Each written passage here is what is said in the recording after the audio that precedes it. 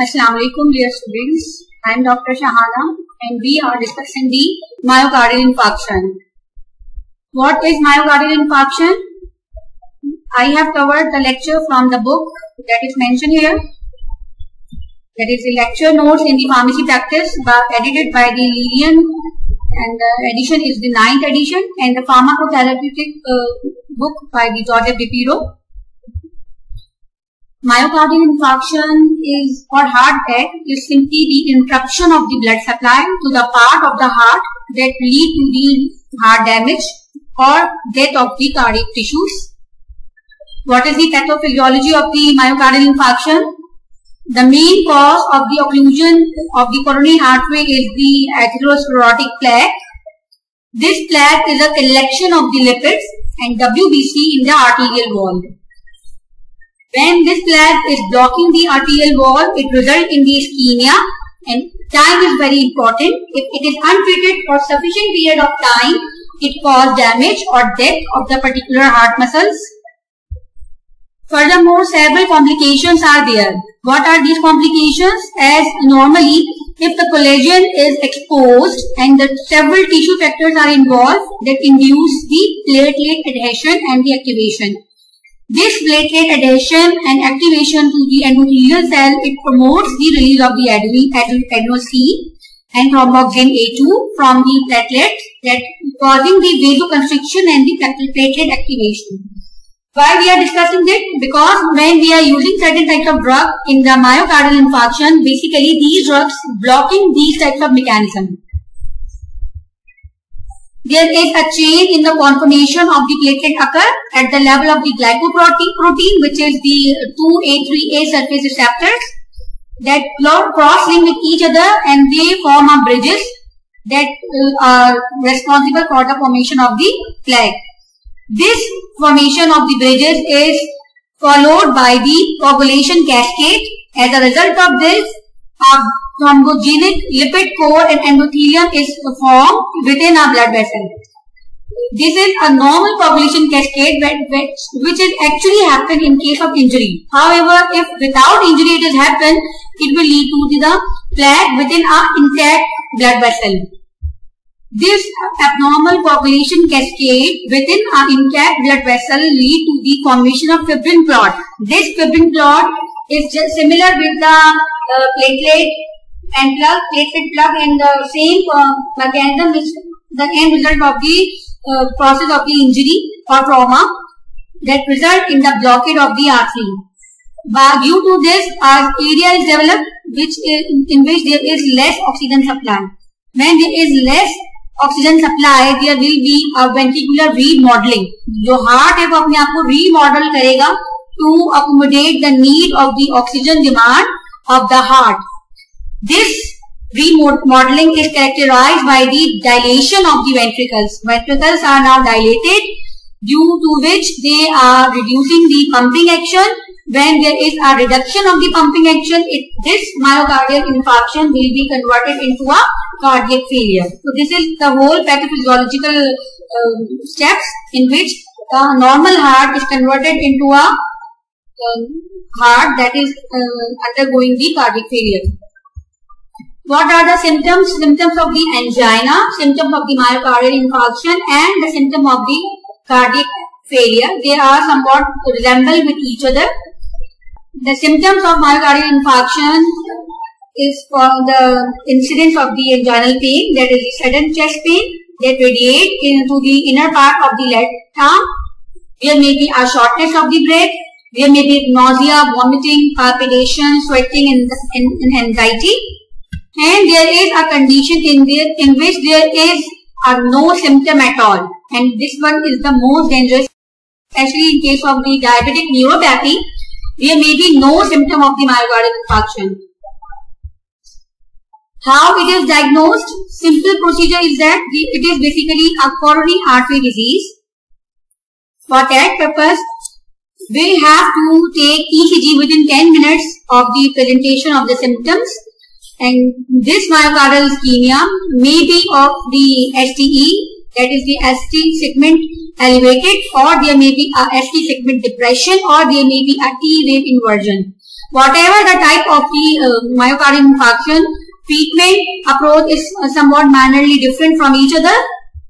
On the basis of ECG, myocardial infarction can be classified in 2 or 3 different types. Biochemical markers should be assessed.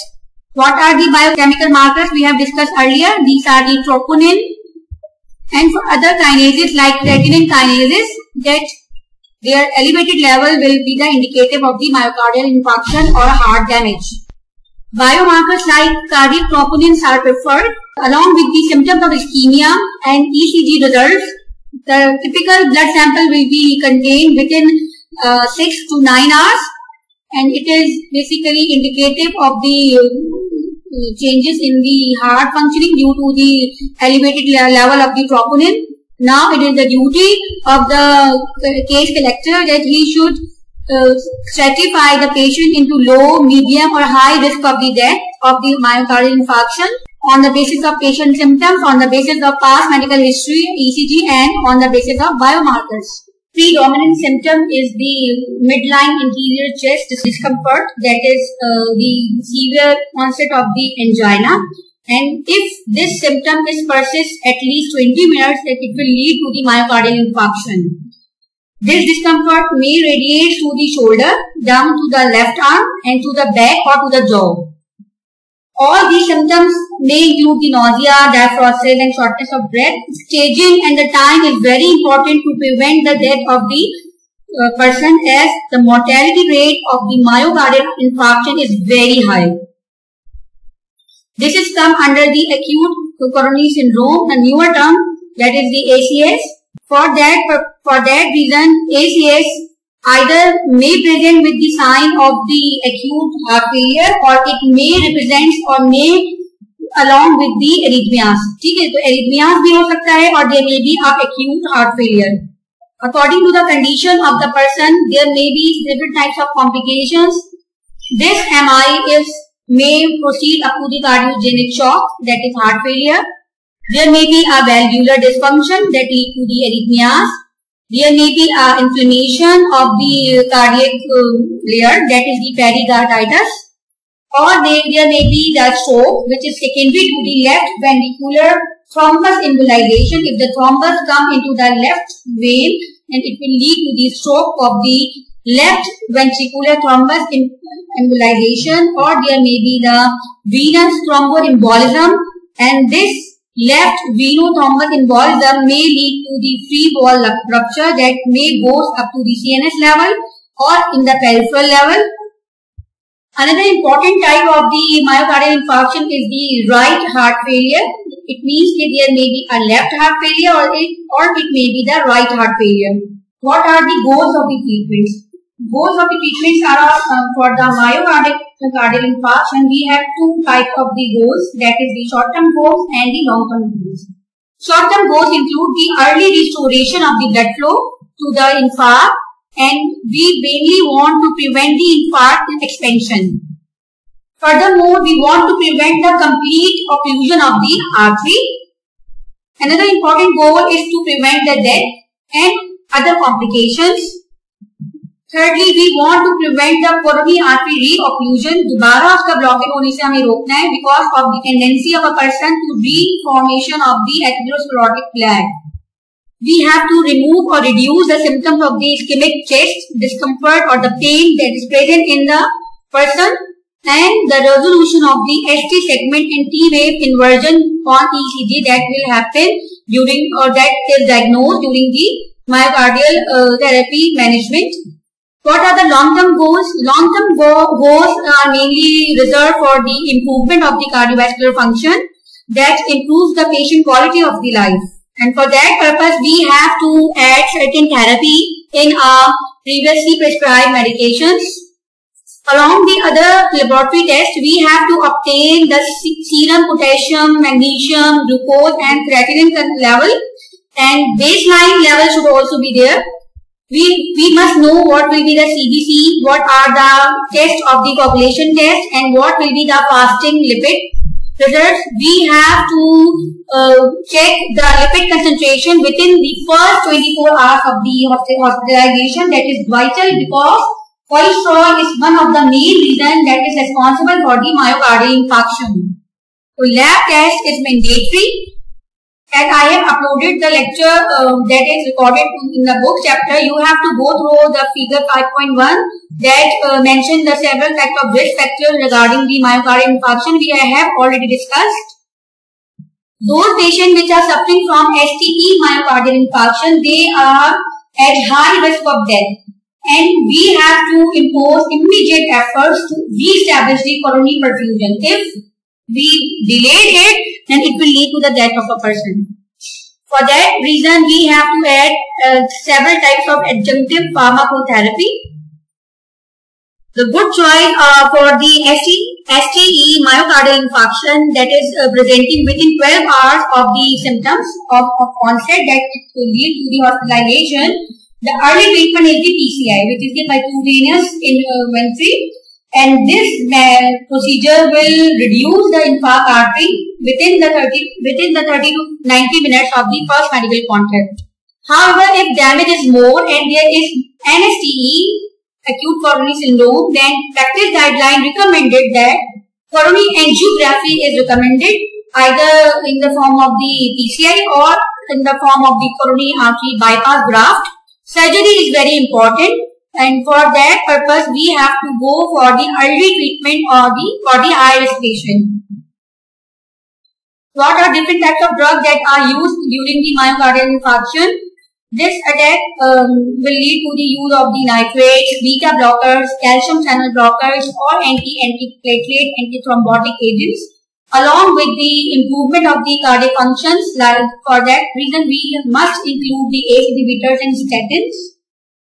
Why we are using the nitrates? Nitrates are basically used for reducing the ischemic pain, and nitrates basically do not improve the mortality in the patient of the myocardial infarction. They are meant for the symptomatic relief of the pain. However, if the person is undergoing hypotension and its blood pressure is already reducing, then we will not use the nitrates. These nitrates are contraindicated in this case. If the blood pressure is very low, then nitrates are contraindicated. Nitrates further decrease the preload and provide the relief in the pulmonary congestion. However, if nitrates are contraindicated, then we will go for the morphine and patidine and buprenorphine for the relief of the pain. Because अगर हम nitrate use करेंगे तो उससे फिर further heart failure जो है वो aggravate होगा, preload जो है वो reduce हो जाएगा, and when preload is reduced, there will be further aggravation of the congestion in the pulmonary, congestion in the periphery, etc.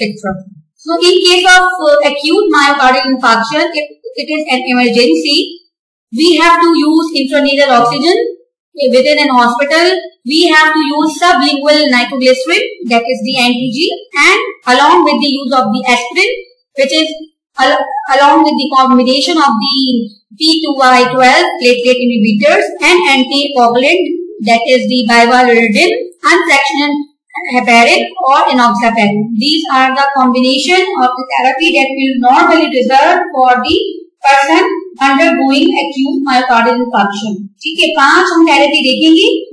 Oxygen supply, nitroglycerin का use, aspirin along with the another type of the platelet inhibitor like cortisol, and along with the anticoagulant like bivalirudin or fractional heparin or enoxaparin. You must remember that warfarin and other types of anticoagulants are not reserved in case of the emergency. Furthermore, we have to add GP2B3A inhibitor that will unfraction heparin to the patient undergoing the primary PCI. If PCI is planned, then we have again administer the efiximab. Then we have to give IV beta blocker, IV nitroglycerin during the treatment, that is the PCI. PCI के दौरान हमें IV blocker, IV beta blockers, IV nitroglycerin देनी है. Then we have to switch IV therapy to the oral beta blockers during the first day in the patient without cardiogenic shock. If अगर cardiogenic shock होगा, beta blockers नहीं दे सकते, because the shock है पहले से cardiac depressed है, हम beta blockers दे देंगे तो cardiac फंक्शन जो है फिर डिप्रेस हो जाएंगे. यहाँ पे फिर हम आइनोट्रोपिक एजेंट की तरफ जाएंगे, जस्ट लाइक डॉपिलोमिन वगैरह. Furthermore, if nitroglycerin is contraindicated in case of hypotension, then we have to administer morphine. And just like in case of the use of the venodilator, that it lowers the preload.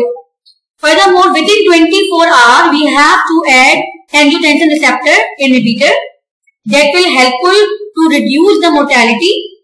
जो कि मायोकार्डिक function की जो cardiac remodelling है और cardiac function को enhance करने के लिए we have to add the ACE inhibitor. What will be the doses? Doses mainly depend upon the need of the person. and acute need में हम देखते हैं कि एक्चुअली जो वहाँ के जो स्पेशलिस्ट हैं इमरजेंसी के वो भी डोज को डील कर रहे होते हैं और IV dose are very important because dose titration as per body weight is very important during the emergency. The selected dose of the aspirin is between 160 to 200 mg, either orally. If the patient is जो है वो अगर conscious है, if the patient is unconscious, then we will go for the IV line. Then there will be the oxygen therapy. We have to go for the thrombolytic agent, either non-selective thrombolytic agent like streptokinase or the selective one like LTPase or urokinase. Either nitrates, morphine or petadine is used for the pain reliever. However, pentazocine is contraindicated because it further lead to the increase in the heart rate and the blood pressure. Pentazocine is contraindicated. Maintenance of fluid and electrolyte is also very important during the procedure. Further complications and further future attacks will be prevented by the use of the beta blockers, calcium channel blockers, ACE inhibitors and statins. The main drug that play their role is the fibrinolytic therapy because the plaque is there. This atherosclerotic plaque is resolved by the fibrinolytic therapy that causes the lysis of this plaque in such a way that it will not convert into the embolus. Within 12 hours of the attack of the myocardial infarction or heart attack, a fibrinolytic agent in case of the STE-ME should be prescribed. This strategy will help the patient to reduce the chances of the ongoing ischemia. However, if after 24 hours the symptoms are not resolved, then we have to stop the fibrinolytic therapy. Otherwise, there is a chances of bleeding. It means that fibrinolytic therapy should be adjusted between the hours of the 12 hours to 24 hours. उसके दौरान ही adjust करनी होती है fibrinolytic therapy. अगर उससे फायदा नहीं होगा, we have to stop or reduce the fibrinolytic therapy. What are the absolute contraindications of the fibrinolytic therapy? If there is a history of hemorrhage, there was a stroke, there was a previous ischemic stroke within 3 months, if there is active internal bleeding, or there is any neoplasm, or any structural cerebrovascular lesion, then in all these situations, fibrinolytic therapy is contraindicated. As we have discussed that pharmacotherapy in case of acute myocardial infarction, use of the beta blockers, calcium channel blockers, ACE inhibitors and statins are they will reduce the complications of the and future attacks of the myocardial infarction. How they are producing such effects? Beta blockers. What are beta blockers? That blocks the or that they are the receptor antagonists at the beta receptors which are present in the heart and other tissue of the. If there is no cardiogenic shock, then we after the 12 hours, within 12 hours of the myocardial infarction symptoms, beta blockers are indicated and they basically decreases the chances of the ventricular arrhythmias. What are arrhythmias? In which the rhythm of the heart is got disturbed in such a way that heart is unable to pump the blood in an accurate way. जो उसकी pumping ability है heart की वो reduce हो जाती है. उस arrhythmia को prevent करने के लिए we are using the beta blockers. We are avoiding the recurrent episode of ischemia. We are avoiding the recurrent episode of the reinfarction. It also reduces the size of the infarction and it also give a reduction in the short term mortality. Usually होता क्या है कि एक अगर myocardial infarction का एक heart attack जिसे हम नॉर्मल कहते हैं, अगर एक हार्ट अटैक पेशेंट को आता है तो with in 24 hours second episode of heart attack आता है. उस सेकंड एपिसोड को रोकने के लिए बीटा ब्लॉकर्स देते हैं. How they are working? They decreases the rate and they decreases the force of the myocardial contraction and decreases the overall myocardial oxygen demand. Remember कि अभी हार्ट फेल नहीं हुआ है, अभी इंफार्क्शन के केस में इसको चेस्ट पेन हो रहा है, अंजाइना और हार्ट फेलियर की दरमियान की कंडीशन है. Then we are using the beta blockers. There is for the reduction in the myocardial oxygen demand, we have to minimize the risk of the myocardial injury and we have to prevent the death of the person. जिंदगी ज्यादा important है कि हमें patient की जिंदगी बचानी है. तो some beta blockers that prevents the remodeling of the heart, that are the cardioselective beta blockers. These are metoprolol and the carvedilol. सबसे ज्यादा mostly we are using the carvedilol and for the control of the arrhythmia we are mainly using the metoprolol. What are the adverse effects? Very cautious about the use of the beta blockers as they may convert this myocardial infarcted heart into the heart failure. So dose titration and the continuous monitoring of the blood pressure and the titration of the dose is mandatory. Complete जो ECG है वो देखते रहेंगे कि हम beta blockers के बाद उसकी जो नॉर्मल रिदम है वो रिस्टोर हुई है या नहीं हुई है. Otherwise then we will switch to the calcium channel blocker. Other side effects are the bronchospasm. So if there is an asthma or there is a chronic obstructive pulmonary disease, their use should be contraindicated or used with caution. So beta blockers is a good choice within the 24 hours of the myocardial attack. What is the target of the heart rate? We have to maintain the resting heart rate up to 50 to 60 beats per minute, neither below neither above. हमें इस standard 50 to 60 beats पर रखनी है. अगर heart beat जो है वो reduce हो, हार्ट रेट कम होना शुरू हो जाएगी, we have to reduce the dose of the beta blocker. Metoprolol 5 mg is administered slowly over 1 to 2 minutes, IV bolus, or it is repeated every 5 minutes for the total initial dose of the 15 mg. 15 mg से ज्यादा नहीं देंगे, पहले 5 mg देंगे, फिर 5 mg देंगे, then 5 mg देंगे, so that जो हमारा टारगेट हार्ट रेट है वो मेंटेन होता है. टोटल 15 mg से ज्यादा हम एडमिनिस्टर नहीं करेंगे. और अगर हम मल्टीपल रेजिमेन यूज कर रहे हैं then we have to use the initial doses of just 1 to 2 mg. As we are using its IV, after the management of the blood pressure, we have to convert the IV therapy to the oral therapy. If possible, if the patient is conscious, then we will use the oral therapy instead of the IV therapy because of the problem in the dose titration in case of IV therapy. Because अगर आपने 5 mg administer कर दिया और एकदम heart rate reduce हो गया, for that reason हम अगर ओरल देंगे तो उसमें हार्ट रेट पे इफेक्ट स्लोली आएगा. Propranolol is non-selective beta blocker and the dosage is 0.5 to 1 mg slowly.